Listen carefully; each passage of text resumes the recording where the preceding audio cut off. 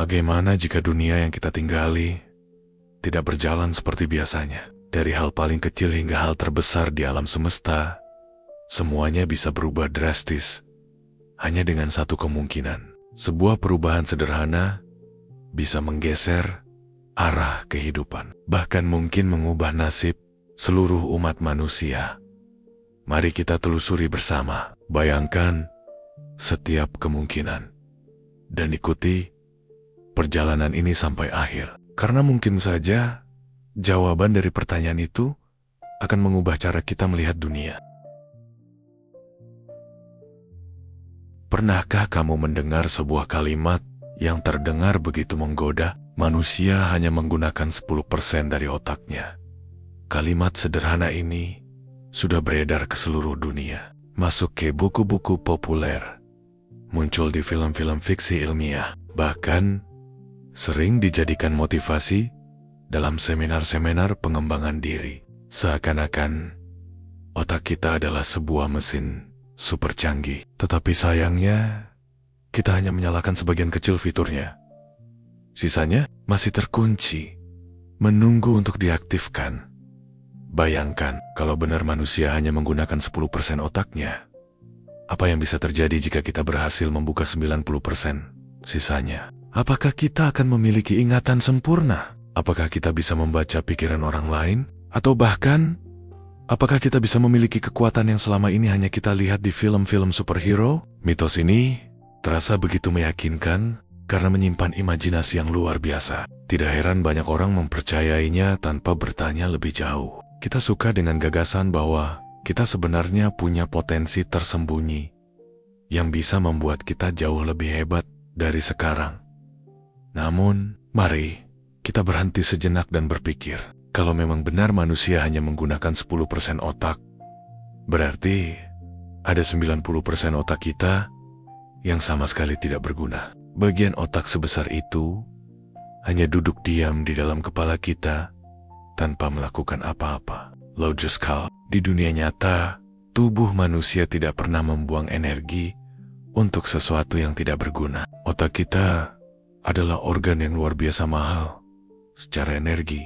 Walaupun ukurannya hanya sekitar 2% dari berat tubuh, otak bisa menghabiskan hampir 20% energi yang kita miliki setiap hari. Itu sebabnya kita mudah lelah saat berpikir keras. Nah, jika 90% otak benar-benar tidak terpakai, kenapa tubuh harus repot-repot memberi makan bagian otak yang sia-sia itu? Mitos 10% ini juga terasa ganjil.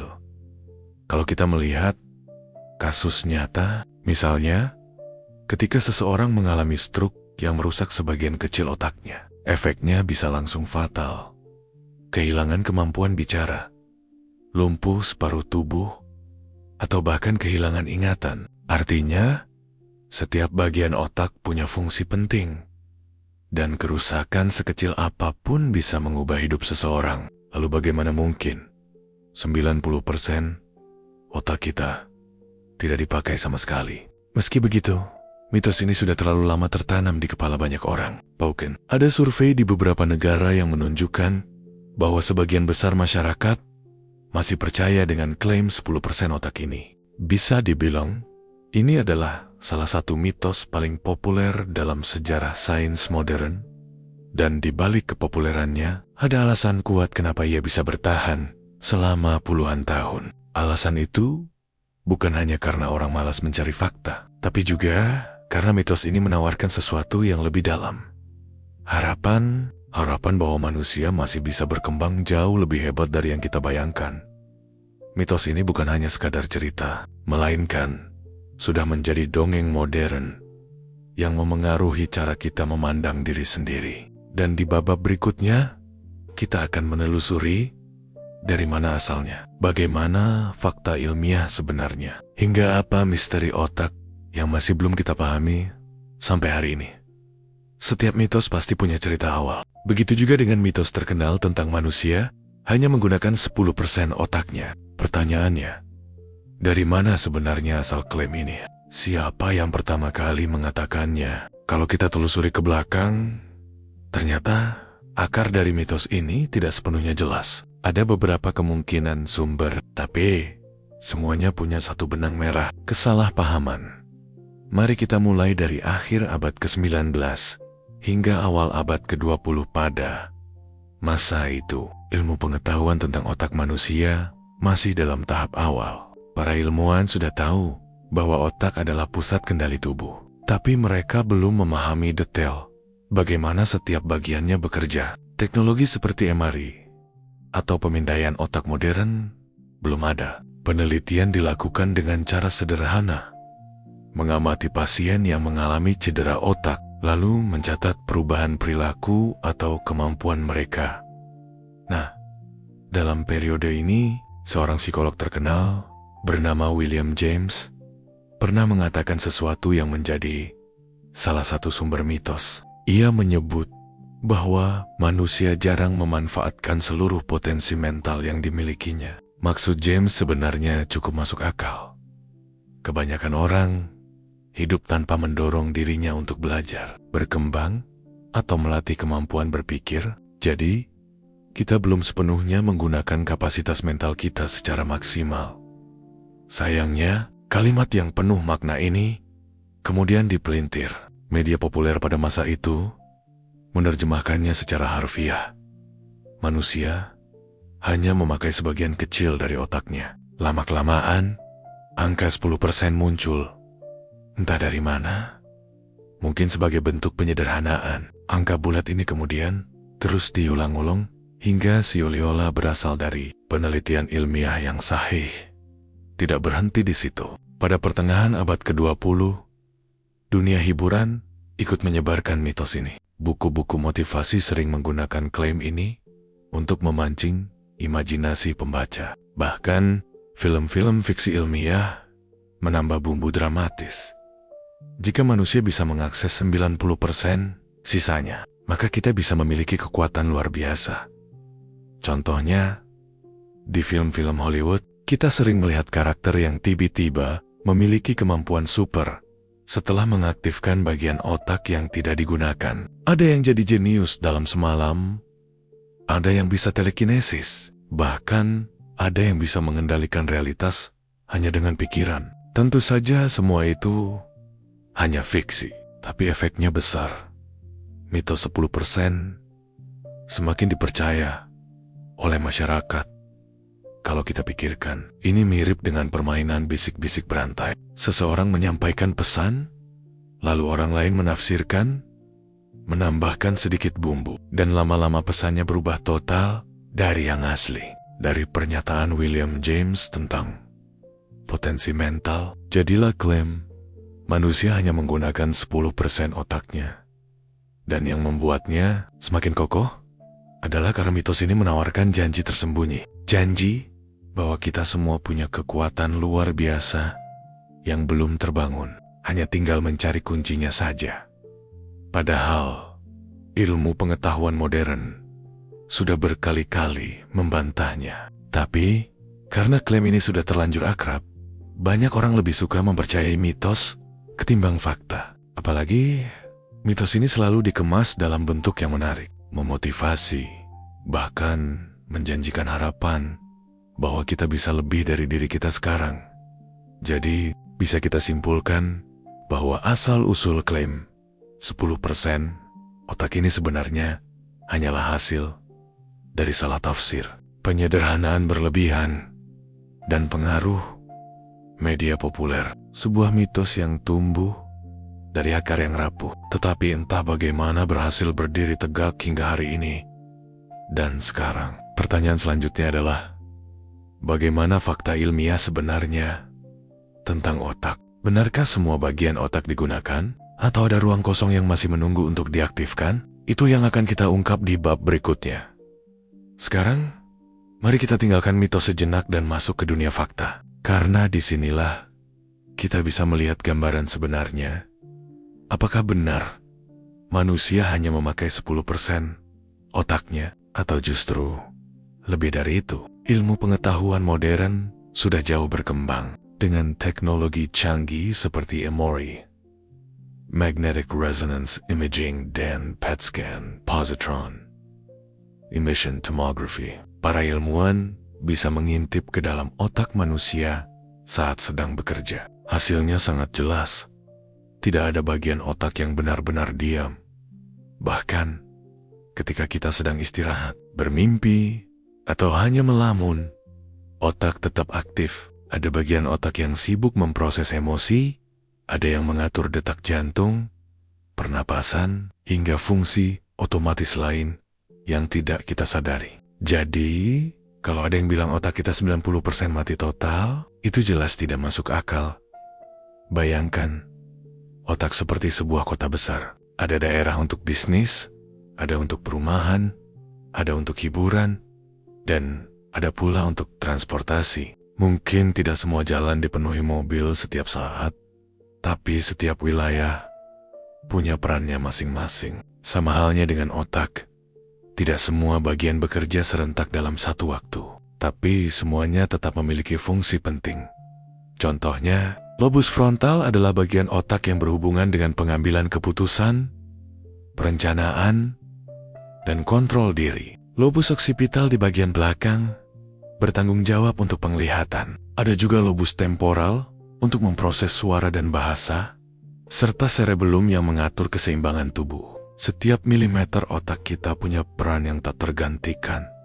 Dan fakta ini bisa dibuktikan dengan cara yang menyedihkan, tapi nyata. Cedera otak. Jika hanya sebagian kecil otak rusak, dampaknya bisa luar biasa besar. Orang bisa kehilangan kemampuan berbicara hanya karena ada kerusakan di area Broca. Atau bisa kehilangan memori tertentu jika bagian hipokampus terganggu. Kalau benar otak 90% tidak berguna, seharusnya cedera kecil tidak akan berdampak besar. Tapi nyatanya justru sebaliknya. Lebih menarik lagi, penelitian juga menemukan bahwa otak punya kemampuan luar biasa yang disebut neuroplastisitas. Artinya, otak bisa beradaptasi dan mengubah jalur koneksinya. Misalnya, jika satu bagian otak rusak, bagian lain bisa mengambil alih sebagian fungsinya. Itu sebabnya ada orang yang bisa belajar kembali berjalan atau berbicara setelah mengalami stroke. Semua ini menunjukkan bahwa otak bukanlah mesin yang tidur 90% dari kapasitasnya. Justru, otak adalah organ yang bekerja tanpa henti. Ia terus aktif siang dan malam, bahkan saat kita tidak sadar. Jadi, bisa disimpulkan dengan tegas, mitos 10% itu tidak benar. Ilmu pengetahuan sudah membuktikan bahwa seluruh bagian otak manusia dipakai. Yang membedakan hanyalah intensitasnya. Kadang satu bagian bekerja lebih keras, kadang bagian lain lebih dominan. Tapi, tidak ada satupun yang benar-benar kosong. Namun, meski sudah jelas terbantahkan, mitos ini tetap hidup. Kenapa? Karena sekali lagi, manusia suka percaya pada hal-hal yang memberi harapan dan imajinasi. Dan inilah yang akan kita bahas di bab berikutnya. Kenapa kita begitu mudah percaya pada mitos ini? Apa yang membuatnya begitu menarik? Hingga orang lebih memilih percaya pada dongeng daripada fakta ilmiah. Setelah tahu fakta ilmiah, bahwa otak manusia tidak pernah benar-benar diam, muncul satu pertanyaan besar. Kalau begitu, kenapa masih banyak orang yang percaya bahwa kita hanya menggunakan 10% dari otak kita? Jawabannya ternyata tidak sesederhana sekadar orang malas mencari fakta. Ada alasan psikologis yang membuat mitos ini begitu kuat menancap di kepala kita. Pertama, mitos ini terdengar indah. Bayangkan, kalau benar manusia baru memakai 10%, berarti ada cadangan 90% potensi luar biasa yang menunggu untuk diaktifkan. Potensi itu bisa berarti kecerdasan tanpa batas, daya ingat sempurna, bahkan kemampuan yang terdengar seperti kekuatan super. Ide ini memicu rasa penasaran sekaligus harapan. Kedua, mitos ini memberi motivasi. Banyak orang merasa dirinya biasa-biasa saja, tidak jenius, tidak luar biasa. Maka, klaim kita hanya memakai 10% otak terdengar seperti kabar baik. Seolah-olah kita semua punya kesempatan untuk menjadi lebih hebat. Tinggal mencari cara untuk membuka kunci rahasia itu. Tak heran kalau buku-buku motivasi, seminar pengembangan diri, bahkan film-film fiksi sering menggunakan mitos ini untuk membangkitkan semangat. Ketiga, mitos ini mudah dipahami. Angka bulat 10% terdengar simpel, mudah diingat, dan gampang diulang. Dalam psikologi, hal yang sederhana seperti ini lebih mudah diterima ketimbang penjelasan ilmiah yang rumit. Daripada harus mendengar penjelasan tentang miliaran neuron, sinapsis, dan aktivitas otak yang kompleks, orang lebih suka dengan kalimat pendek. Kita hanya pakai 10% otak. Keempat, ada peran besar media dan hiburan. Film-film Hollywood sering menggambarkan tokoh utama yang tiba-tiba bisa mengaktifkan bagian otak yang tidur. Hasilnya, mereka jadi punya kekuatan luar biasa. Penonton pun terbawa suasana dan mulai berpikir, jangan-jangan itu benar adanya. Padahal semua itu murni fiksi. Dan terakhir, ada faktor psikologis yang lebih dalam. Rasa tidak puas manusia. Kita sering merasa kemampuan kita terbatas, susah mengingat sesuatu, sulit fokus, atau gagal mencapai tujuan besar. Maka, kita mencari alasan eksternal. Mitos 10% memberi jawaban yang nyaman. Kita gagal bukan karena malas atau kurang usaha, tapi karena otak kita memang belum dipakai sepenuhnya. Dengan kata lain, ada alasan ajaib yang bisa membenarkan kelemahan kita. Kalau kita perhatikan, ini mirip dengan cara kerja legenda atau cerita rakyat. Sebuah kisah terus diulang, dipercaya banyak orang, lalu diwariskan dari generasi ke generasi. Lama-lama, kisah itu tidak lagi dipertanyakan. Begitu juga dengan mitos 10%. Ia bertahan bukan karena bukti, tapi karena memberi harapan, motivasi, dan imajinasi. Padahal, kebenaran justru lebih menarik. Faktanya, kita memang menggunakan seluruh bagian otak, tapi dengan cara yang jauh lebih kompleks dan menakjubkan dibanding sekadar angka 10%. Di bab berikutnya, kita akan membahas sesuatu yang membuat otak semakin luar biasa.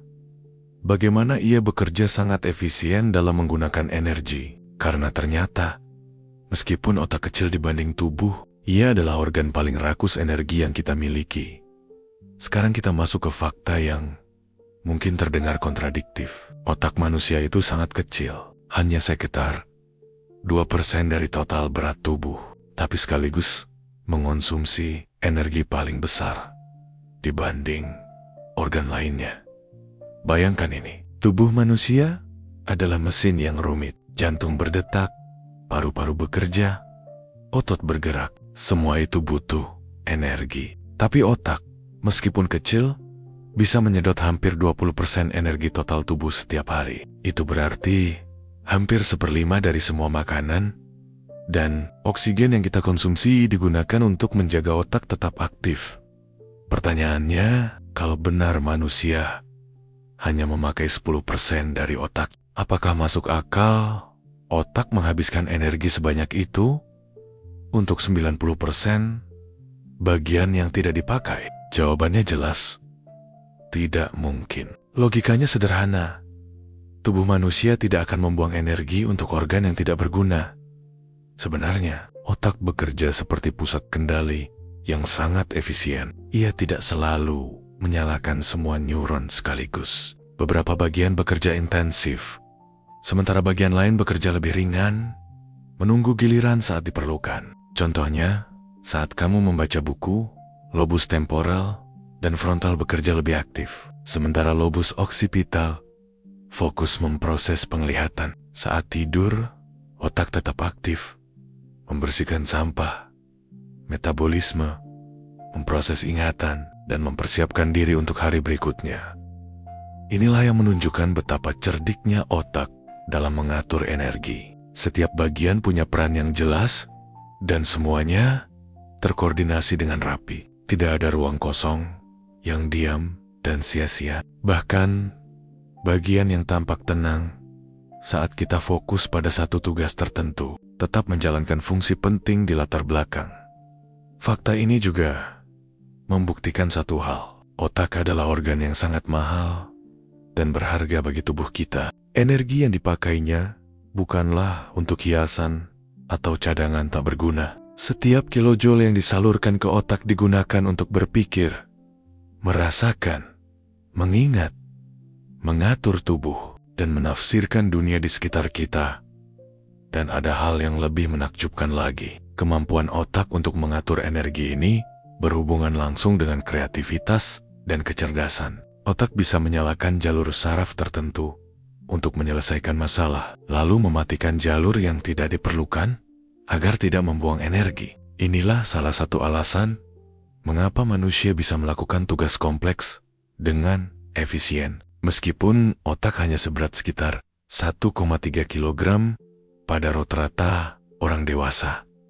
Jadi, bisa disimpulkan bahwa otak manusia bukan hanya aktif, tapi juga hebat dalam mengatur energi. Ia tidak pernah diam, tidak pernah sil-sil, dan selalu bekerja, baik saat kita sadar maupun saat kita tidur. Mitos 90% otak tidak dipakai jelas tidak masuk akal, terutama jika kita memahami betapa mahalnya energi yang digunakan untuk menjaga otak tetap hidup dan berfungsi. Di bab berikutnya, kita akan masuk lebih dalam ke fungsi setiap bagian otak dan bagaimana masing-masing bagian itu punya peran unik yang membuat manusia bisa berpikir, bergerak, dan merasakan dunia dengan cara yang menakjubkan. Sekarang, kita sampai di bagian yang sangat menarik. Bagaimana otak manusia sebenarnya bekerja? Jika sebelumnya kita bicara tentang energi dan fakta ilmiah, di bab ini kita akan menelusuri fungsi setiap bagian otak dan memahami mengapa mitos 10% otak sama sekali tidak masuk akal. Bayangkan otak sebagai kota besar. Setiap wilayah punya peran berbeda. Ada tempat yang mengatur gerakan, ada yang mengatur emosi, ada yang menyimpan memori, dan ada yang memproses informasi dari dunia luar. Jika satu wilayah kota ini rusak, kota tetap ada, tapi beberapa fungsi tidak berjalan dengan baik. Itulah yang terjadi ketika bagian otak manusia mengalami cedera atau stroke. Mari kita lihat beberapa bagian utama. Lobus frontal. Ini adalah pusat komando otak. Lobus frontal mengatur pengambilan keputusan, perencanaan, kontrol diri, dan kemampuan berpikir logis. Saat kamu merencanakan hari atau membuat keputusan penting, bagian inilah yang bekerja keras. Lobus parietal. Bagian ini membantu kita memahami ruang dan posisi tubuh. Misalnya, saat kamu meraih sebuah gelas, lobus parietal mengatur koordinasi mata dan tangan agar tepat sasaran. Lobus temporal. Inilah pusat memori dan pendengaran. Lobus temporal memproses suara, bahasa, dan membantu kita mengingat pengalaman masa lalu. Tanpa lobus ini, kita akan kesulitan memahami kata-kata atau mengingat wajah teman lama. Lobus occipital bertanggung jawab untuk penglihatan. Setiap kali mata kita melihat sesuatu, informasi dikirim ke lobus occipital untuk diterjemahkan menjadi gambar yang bisa kita pahami. Bayangkan, tanpa bagian ini, dunia akan tampak gelap dan tidak bisa dimengerti. Cerebellum otak kecil, mungkin ukurannya kecil, tapi perannya sangat penting. Cerebellum mengatur keseimbangan dan koordinasi gerakan tubuh. Saat kamu berjalan di permukaan yang licin atau melakukan olahraga, bagian ini bekerja tanpa henti. Sistem limbik. Bagian ini seperti pusat emosi otak. Disinilah kita merasakan senang, sedih, takut, atau marah. Sistem limbik juga berperan dalam motivasi dan pembentukan memori emosional. Setiap bagian ini saling terhubung melalui jaringan neuron yang sangat kompleks. Ada sekitar 86 miliar neuron di otak manusia, dan setiap neuron bisa membentuk ribuan koneksi dengan neuron lain. Dengan koneksi ini, otak dapat memproses informasi secara simultan, cepat, dan efisien. Bayangkan jika 90% otak benar-benar tidak digunakan. Artinya, sebagian besar wilayah ini seharusnya tidak punya fungsi, tidak ada aktivitas, dan tidak ada koneksi. Tapi fakta menunjukkan sebaliknya. Setiap bagian otak memiliki tugas spesifik, dan jika salah satu rusak, dampaknya langsung terasa. Selain itu, penelitian juga menunjukkan bahwa otak memiliki kemampuan adaptasi luar biasa, yang disebut neuroplastisitas. Jika satu bagian otak rusak, bagian lain dapat mengambil alih sebagian fungsinya. Orang yang kehilangan pendengaran sejak kecil bisa menggunakan bagian otak yang biasanya untuk mendengar untuk memperkuat kemampuan visual atau sentuhan. Ini semakin menunjukkan bahwa tidak ada bagian otak yang benar-benar diam atau tidak berguna. Jadi, bisa disimpulkan bahwa otak manusia adalah jaringan super kompleks yang bekerja secara harmonis. Tidak ada bagian yang tidur atau sia-sia. Mitos 10% otak jelas bertentangan dengan fakta ini. Di bab berikutnya, kita akan membahas sisi misterius otak yang masih membuat ilmuwan kagum. Potensi otak yang belum sepenuhnya kita pahami, termasuk mimpi, intuisi, dan kemampuan adaptasinya yang menakjubkan. Kita sudah belajar banyak tentang fakta ilmiah. Otak tidak pernah diam. Semua bagian punya fungsi, dan energi yang dipakai sangat besar. Tapi di balik semua itu, otak manusia menyimpan misteri yang belum sepenuhnya kita pahami. Bayangkan, otak seperti samudra. Kita sudah mengetahui permukaannya bagian-bagian otak. Fungsinya, bagaimana neuron saling terhubung. Tapi, masih ada kedalaman yang belum kita jelajahi. Tempat di mana fenomena-fenomena aneh dan menakjubkan terjadi. Salah satu contohnya adalah mimpi. Setiap malam, saat kita tidur, otak memasuki fase REM Rapid Eye Movement dan memicu mimpi. Ilmuwan belum sepenuhnya memahami mengapa kita bermimpi atau bagaimana mimpi bisa memengaruhi ingatan, kreativitas, bahkan emosi kita. Beberapa mimpi terasa jelas dan logis, tapi ada juga mimpi yang aneh, serial, dan kadang membingungkan. Misteri ini menunjukkan bahwa otak bekerja dengan cara yang jauh lebih kompleks daripada sekadar mengontrol tubuh. Selain itu, ada kemampuan intuisi parasan tiba-tiba tahu sesuatu tanpa berpikir rasional. Intuisi mungkin terlihat mistis, tapi penelitian menunjukkan bahwa itu adalah hasil pemrosesan otak bawah sadar terhadap pengalaman dan informasi yang sudah kita miliki. Artinya, otak bisa menyimpan data, menganalisisnya, dan memberikan jawaban cepat tanpa kita sadari. Ini adalah contoh lain dari potensi tersembunyi otak. Kemampuan adaptasi otak juga masih menakjubkan. Misalnya, orang yang kehilangan salah satu indera bisa mengembangkan kemampuan indera lain lebih kuat. Orang buta bisa membaca braille dengan sangat cepat, dan bagian otak yang biasanya untuk penglihatan digunakan untuk memperkuat indera sentuhan. Ini menunjukkan bahwa otak fleksibel dan kreatif selalu mencari cara untuk bertahan dan berfungsi maksimal. Belum lagi fenomena memori luar biasa, seperti kemampuan beberapa orang untuk mengingat detail yang sangat banyak dari pengalaman sehari-hari, atau fenomena eidetic memory yang membuat seseorang seolah bisa melihat kembali gambar atau halaman buku di kepalanya. Ilmuwan masih mencoba memahami mekanisme di balik kemampuan ini. Semua ini menunjukkan bahwa meski kita menggunakan seluruh otak, masih banyak hal yang tersembunyi di dalamnya. Mitos 10% memang salah, tapi fakta ini tidak kalah menarik. Otak manusia penuh misteri, dan setiap penelitian baru seolah membuka pintu kecil ke dunia yang lebih besar dari yang pernah kita bayangkan.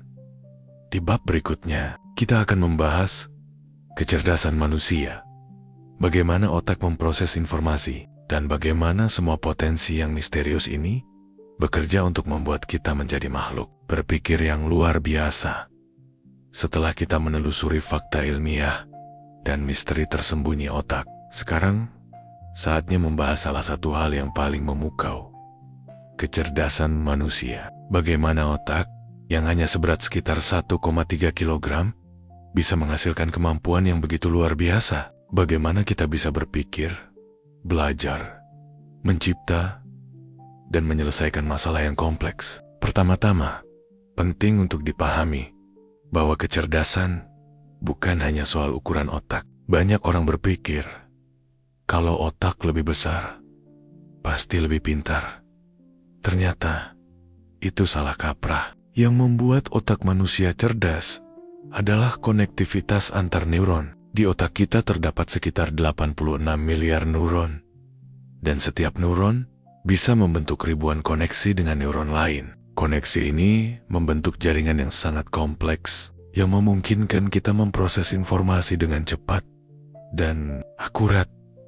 Bayangkan jaringan ini seperti kota super canggih, dengan ribuan jalan, jembatan, dan terowongan. Informasi bisa bergerak dari satu area ke area lain dengan kecepatan luar biasa. Semakin banyak koneksi yang terbentuk, semakin cepat dan efisien otak memproses data. Inilah yang membuat manusia mampu berpikir logis, kreatif, dan fleksibel dalam menghadapi berbagai situasi.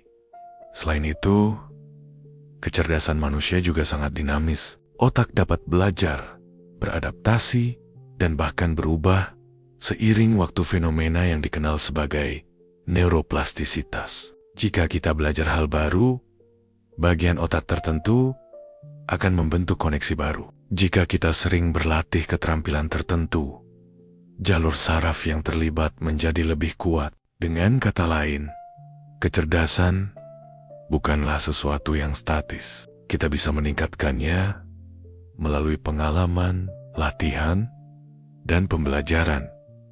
Menariknya, kecerdasan manusia tidak hanya terbatas pada logika dan analisis. Ada juga kecerdasan emosional, yaitu kemampuan untuk memahami dan mengelola emosi, baik diri sendiri maupun orang lain. Bagian otak seperti sistem limbik berperan besar dalam hal ini. Kecerdasan emosional ini membuat manusia mampu berempati, bekerja sama, dan membangun hubungan sosial yang kompleks, sesuatu yang jarang dimiliki makhluk lain.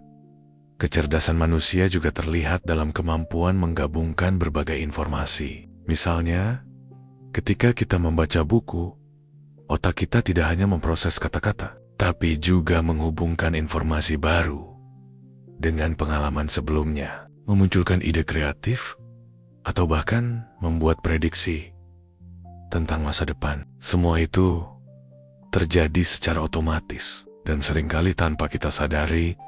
Dan yang paling menakjubkan, seluruh kemampuan ini terjadi tanpa kita harus mengaktifkan 90% otak yang konon tidak dipakai. Mitos 10% sekali lagi terbantahkan. Seluruh otak kita bekerja, hanya saja fungsi dan intensitasnya berbeda-beda tergantung apa yang sedang kita lakukan. Di bab berikutnya, kita akan masuk ke sisi yang paling praktis, bagaimana kita bisa melatih dan mengoptimalkan otak, memanfaatkan potensi yang sudah ada, dan menjaga agar kecerdasan serta kemampuan berpikir kita tetap maksimal sepanjang hidup. Sekarang kita sampai di bagian yang paling praktis, bagaimana cara mengoptimalkan otak kita. Karena meskipun kita sudah menggunakan seluruh otak, kemampuan kita tidak berhenti di situ. Sama seperti otot, otak juga bisa dilatih, diperkuat, dan dikembangkan. Bayangkan, otak seperti taman. Tanaman-tanaman yang ada akan tumbuh lebih subur jika dirawat, diberi pupuk, dan disiram secara teratur. Begitu juga otak. Jika kita memberi stimulus yang tepat, koneksi antar neuron akan berkembang lebih kuat, dan potensi otak kita akan semakin optimal. Salah satu cara paling efektif untuk melatih otak adalah belajar hal baru. Setiap kali kita mempelajari bahasa baru, alat musik, atau keterampilan baru, otak membentuk jalur saraf baru. Proses ini disebut neuroplastisitas, yaitu kemampuan otak untuk beradaptasi dan berubah. Semakin sering kita melatih otak, semakin banyak jalur yang terbentuk, dan semakin cepat kita bisa memproses informasi. Selain itu, membaca juga merupakan latihan otak yang sangat efektif. Membaca tidak hanya meningkatkan pengetahuan, tetapi juga melatih fokus, imajinasi, dan kemampuan analisis. Saat membaca, otak kita bekerja menghubungkan kata dengan makna, mengingat pengalaman sebelumnya, dan memprediksi alur cerita. Semua aktivitas ini melatih berbagai bagian otak sekaligus. Tidur cukup juga sangat penting. Selama tidur, otak tidak hanya beristirahat, tetapi juga memproses informasi yang diterima sepanjang hari. Ingatan diperkuat, emosi diatur, dan sampah metabolisme dibersihkan. Kurang tidur bisa membuat otak bekerja kurang optimal, sehingga kemampuan berpikir, fokus, dan mengingat menjadi terganggu. Tidak kalah penting adalah pola makan sehat, nutrisi yang baik, terutama omega 3, vitamin, dan antioksidan, mendukung kesehatan sel otak dan koneksi antar neuron. Otak yang sehat akan lebih efisien dalam memproses informasi dan membuat keputusan. Selain itu, latihan fisik juga berperan besar. Olahraga meningkatkan aliran darah ke otak, membawa lebih banyak oksigen dan nutrisi. Ini membantu otak tetap tajam dan mampu berpikir cepat. Bahkan, olahraga ringan, seperti berjalan kaki atau yoga, bisa berdampak positif pada kemampuan kognitif kita.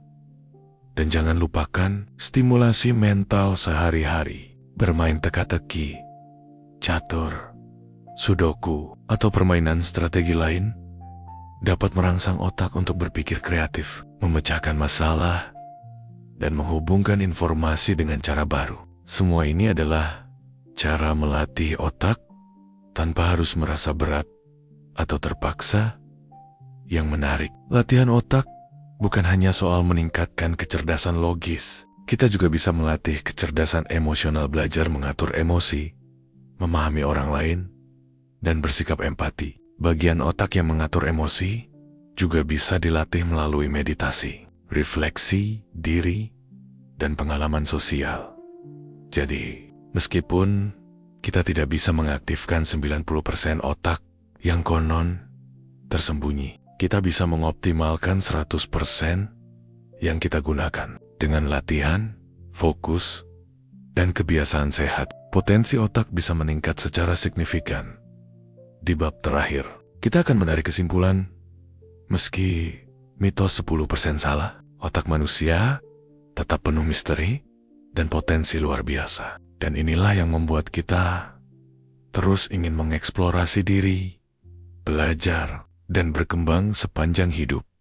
Kita telah menelusuri perjalanan panjang tentang otak manusia, dari mitos populer bahwa manusia hanya memakai 10% otaknya, hingga fakta ilmiah yang membuktikan bahwa seluruh otak kita aktif, penuh fungsi, dan sangat kompleks.